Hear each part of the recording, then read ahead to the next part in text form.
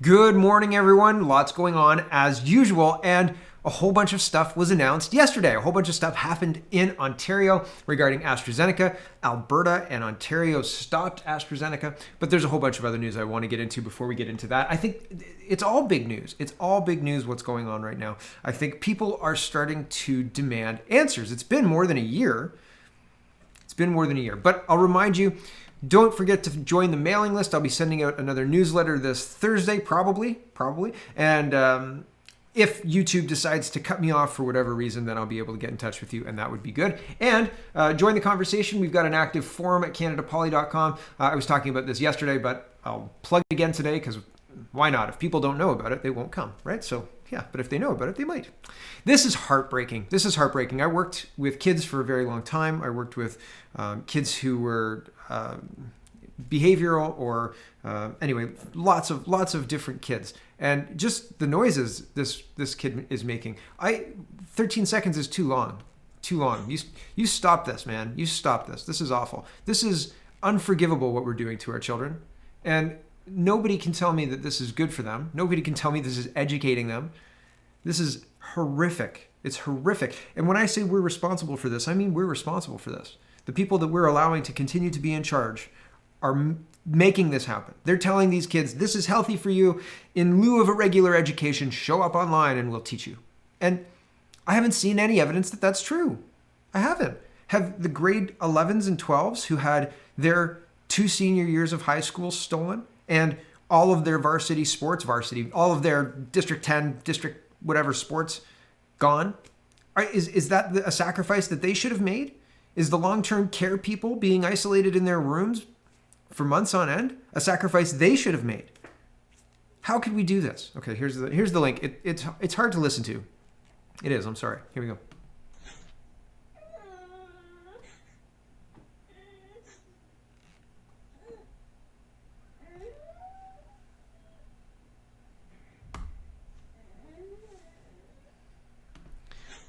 That's not good. Roman Babber says, Roman, my kids have a good home, but they're broken. I'm a teacher and my students are falling apart. I feel trapped and worried. I had enough. We maybe do 30 minutes a day. She's just shutting down and I feel trapped. No more. Ford Nation, Doug Ford. No more. Mr. Lisi. Open the schools. Now, I've talked about this before, and if it means them going back masked and to the prison sentence that we were imposing on our children again, no way. That's not fair.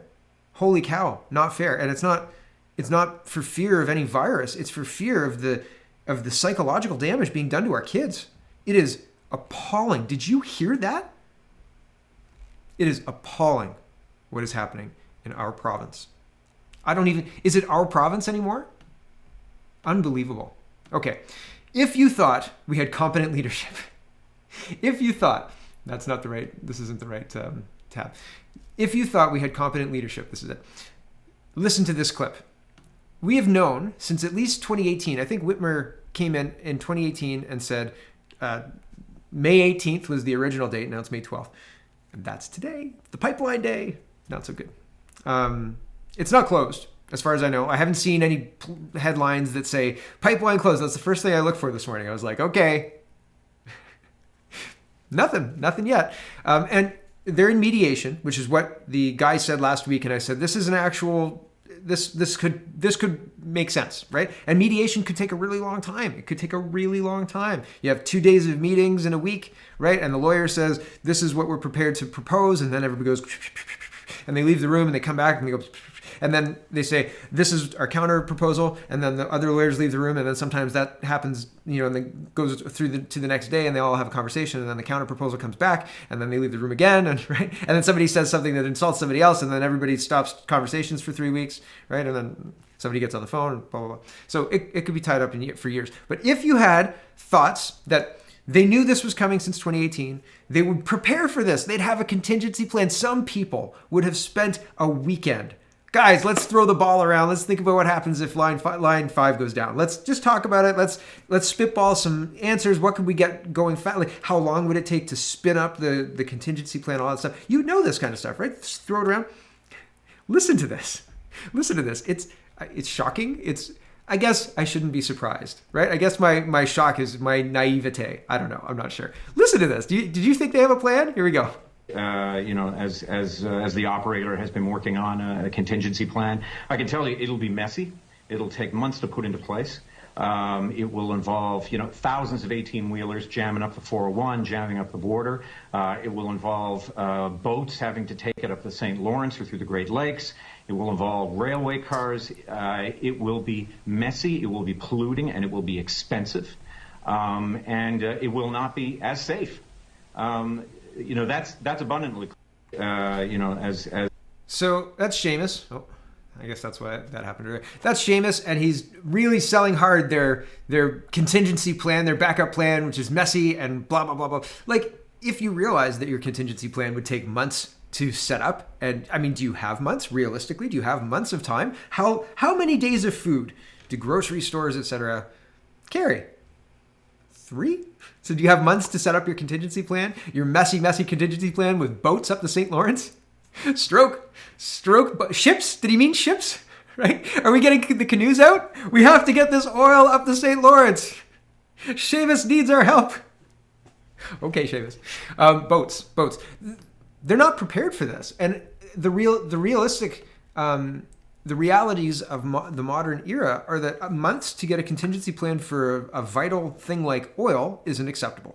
That's not acceptable. That's not competent leadership. Not at all. It's not at all. And yes, they have an idea of what it will take, but what it will take is completely unacceptable.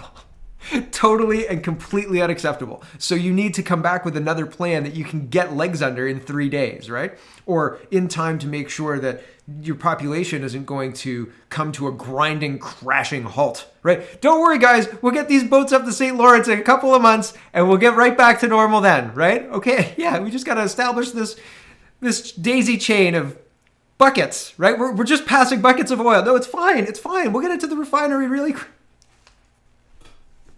All in this together, Canada, right? Oh, okay. Here's Seamus again. Why did Canada wait until now to file legal briefs asking the U.S. federal court to prevent Michigan from shutting down Line 5 pipeline? Seamus O'Regan says, we had to wait till the right moment to do this. We had to wait until right at the last second. They had to be literally starting to turn the taps off, and then we'll file the legal brief just to stop it. That was the timing. Here's Seamus. We wanted to make sure that when we filed the brief, we had the absolute latest information and had prepared for any eventuality. They are going to. Okay, they're gonna do this. Okay, let's file the brief. Yeah, right. Okay, here's the Financial Post. It says, Line 5 closure will disrupt Canada's energy security, Ottawa says, as Michigan threatens Enbridge if it defies orders. The funny thing is, literally last week, I read a report that said this exact thing will not disrupt Canada's energy security. And it's the one that I said they're probably not going to turn the taps off because they're in mediation, right? And now, apparently, Enbridge is threatening to get or what's the word? I can't remember the word. Hold on. To seize all of the profits since after today. So like you can operate the pipeline, but you're not going to make any money off it. We'll take all of the money that you make because reasons, I guess. So, I mean, this could be in legal battles for years, but it's very interesting to see how this is all shaping up. There's the article. I just wanted to be as up to date as I possibly could, because it's important to give you guys information that's up to date and accurate, or as accurate as I can be, right? Like I am just a guy in my garage. Okay, Blacklock's report getting into election 44 says Liberals NDP vote 176 to 155 to speed passage of election 44 bill that allows millions of mail-in ballots after polls close. What's the big rush? I don't know. Who knows? It's just one more thing, one more way to ensure the electorate is heard, right? That's it. More election reform that wasn't asked for, but they say that they have a mandate to do it, so they're going to force it through.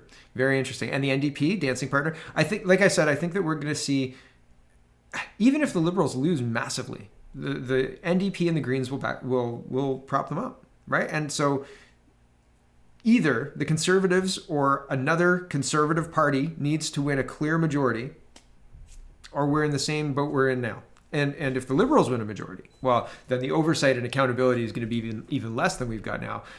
The NDP are basically back Liberal benchers. And the Bloc are the Quebec faction of the Liberal backbench. Right? It's very interesting. And I think Quebec uses it better than the NDP use it. But the NDP are so disorganized. I think they're barely hanging on as a party, like skinny. And especially like the Liberals are eating their lunch. The only reason they're still around is because it gives the facade of separation between those two parties, I guess. And it gives maybe Justin Trudeau, to say, oh, look at this minority. It's not just me, it's these people too. But I don't know. I don't see any difference between the NDP and the Liberals. And the NDP aren't holding the Liberals accountable the way an opposition party should be. So I have to come to the conclusion that they're on board with it, right? Like they agree with what's happening, that they don't care that there's no accountability.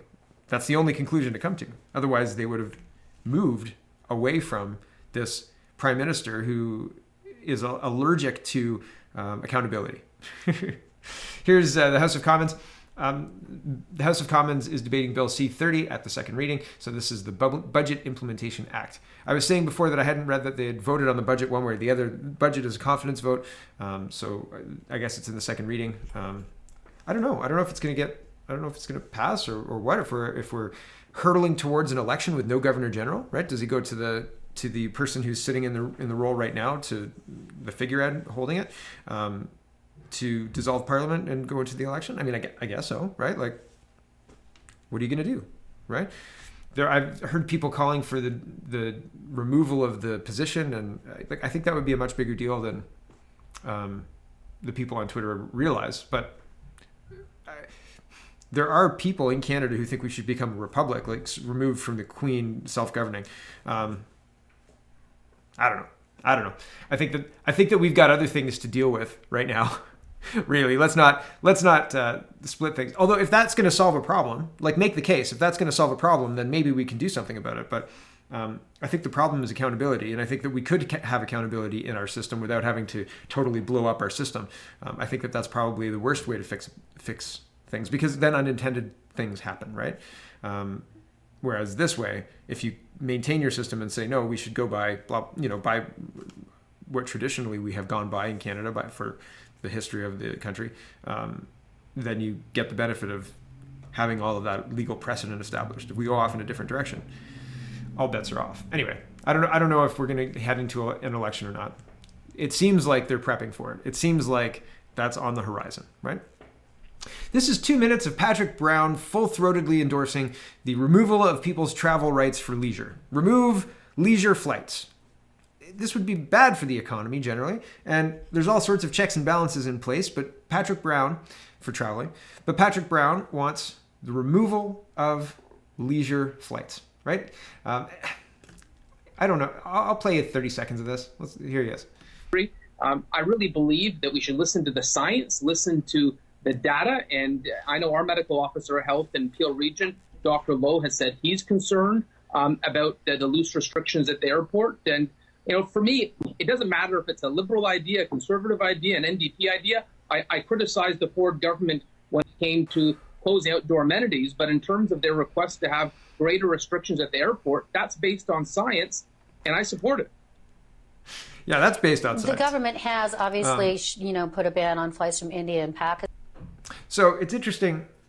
It's interesting hearing this argued for further restrictions, further lockdown measures, when this time last year we were opening up. No mask mandates even at this point in the last year. Nobody was wearing masks around unless you were very concerned about catching COVID in the community or whatever, if you were immune deficient or something to that effect.